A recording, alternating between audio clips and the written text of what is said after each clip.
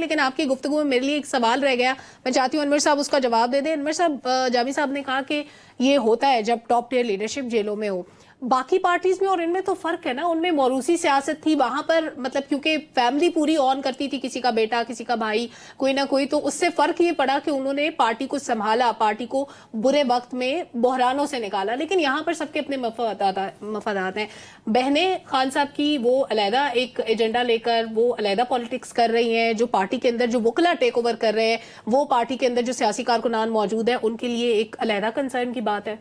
دیکھیے سلمہ، ہمیں جنات کا ذکر نہیں کیا، جنات بھی ہیں، ممکنات کو ہم نظر انداز ہمیں نہیں کر سکتے۔ یہاں پر یہ سمجھنے کی ضرورت ہے کہ عمران خان صاحب جب سیاست میں جب وہ پرائم منسٹر بنے اور انہوں نے یہ کہا کہ وہ موروثی سیاست پر یقین نہیں رکھتے، اور دوسری بڑی وجہ یہ ہے کہ ان کی بہنوں اور ان کی جو اہلیہ ہے ان پر بھی جو کرپشن کے الزامات لگے، شاید یہ بھی وجہ تھی کہ انہوں نے اپنی بہنوں یا پھر اپنا اہلیہ کو آگے نہیں آنے دیا، یہ ایک وجہ تھی۔ اب آتے ہیں عمران خان کی اپنی سیاست کی طرف۔ یہ بالکل ون مین شو ہے، قیادت کا فقدان ہے پاکستان تحریک انصاف میں۔ اس کی بنیادی وجہ یہ ہے کہ ایک تو موروثی سیاست نہیں ہے، انہوں نے اپنی فیملی کو، اپنے بیٹوں کو، اپنی اہلیہ کو یا اپنی بہنوں کو آگے نہیں کیا، اور دوسری بات آپ اس پر آئیے کہ پاکستان تحریک انصاف کے اندر دو سیگمنٹس ہیں، ایک تو وکلا کا اور ایک سیاستدانوں کا۔ سیاستدان جیلوں میں ہیں اور ان پر عمران خان صاحب نے رلائی نہیں کیا۔ وکلا پر اس لیے رلائی کیا کہ وہ ان کے کیسز بھی دیکھیں گے اور وہ جو سمجھتے ہیں کہ اسٹیبلشمنٹ کے سامنے کھڑے ہوں گے، تو ان کا خیال یہ تھا کہ وہ اسٹیبلشمنٹ کے سامنے یہی وکلا کھڑے ہو سکتے ہیں، اس نظام کو وہی چیلنج کر سکتے ہیں۔ اب وکلا کے درمیان بھی رفٹ پائی جاتی تھی۔ شیر افضل مروت کو اگر دیکھیں تو وہ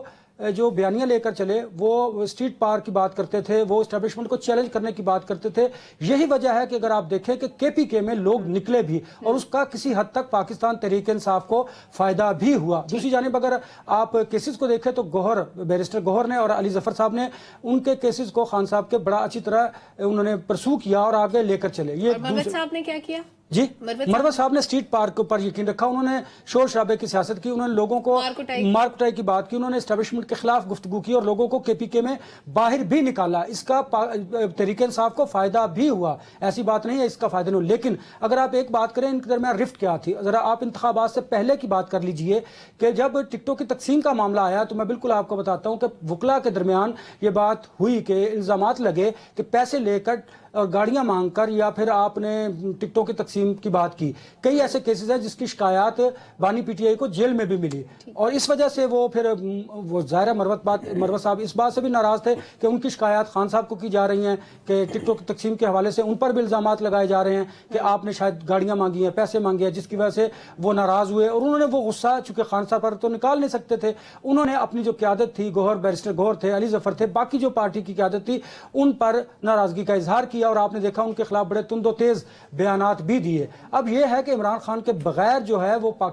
پاکستان تحریک انصاف میں قیادت کا فقدان ہے۔ تمام جو لوگ ہیں، جو لیڈرشپ ہے سیکنڈ ٹیئر کی، وہ ایک دوسرے پر الزامات لگاتے ہیں، ایک دوسرے کو تسلیم نہیں کرتے۔ اس کی بنیادی وجہ یہ ہے انا کا مسئلہ ہے، وہ خود سمجھتے ہیں کہ ہمارا سٹیچر شاید ایک دوسرے سے زیادہ بڑا ہے، یہ بھی ایک وجہ ہے۔ اور دوسری وجہ یہ ہے کہ لیڈر لیس جب پارٹی ہوگی تو اس میں اس طرح کے اختلافات سامنے آئیں گے جو ہمیں پاکستان تحریک انصاف میں دیکھنے میں آ رہے ہیں، کیونکہ ہر شخص نے وہاں پر اپنی ایک جماعت بنا رکھی ہے، اپنی 1.5 انچ کی مسجد قائم کر رکھی ہے، انہوں نے اس میں اپنے لوگوں کو شامل کر رکھا ہے۔ اس تمام صورتحال کی وجہ سے پاکستان تحریک انصاف اس نہج پر پہنچی ہے۔ لیکن اگر ہم بات کریں ان کے بیانیے کی، تو مروت کی جو بات تھی اس کی بیانیے کی وجہ سے پاکستان تحریک انصاف کو فائدہ بھی پہنچا ہے۔ اب دیکھنا یہ ہے کہ اب آپ کو ان تمام جو انتخابات سے پہلے اور انتخابات کے بعد کی آپ کی جو صورتحال تھی اس سے آپ کو نکلنا ہوگا۔ اب آپ کو عدلیہ کے سامنے پیش ہونا پڑے گا، اب آپ کو پارلیمنٹ کے اندر جا کر ایک اسٹرانگ اپوزیشن کا کردار، طرز سیاست تبدیل کرنی ہوگی۔ دیکھیں نا، تبدیل کرنی ہوگی۔ آپ نے دھرنے، احتجاج، گالم گلوچ کی سیاست کو اب باہر رکھنا ہوگا، آپ کو عدالتوں کے سامنے جانا ہوگا، اپنے کیسز پلیڈ کرنے ہوں گے، آپ کو بھرپور اپوزیشن کا کردار ادا کرنا ہے، سندھ اسمبلی میں، پنجاب اسمبلی میں، فیڈرل میں، وفاق میں۔ آپ کو اس کے لیے ضروری ہے آپ کے پارلیمنٹ کے اندر آپ ان لوگوں کو لے کے آئیے کہ جو پڑھے لکھے لوگ ہیں، جو بات کرنا جانتے ہیں، جو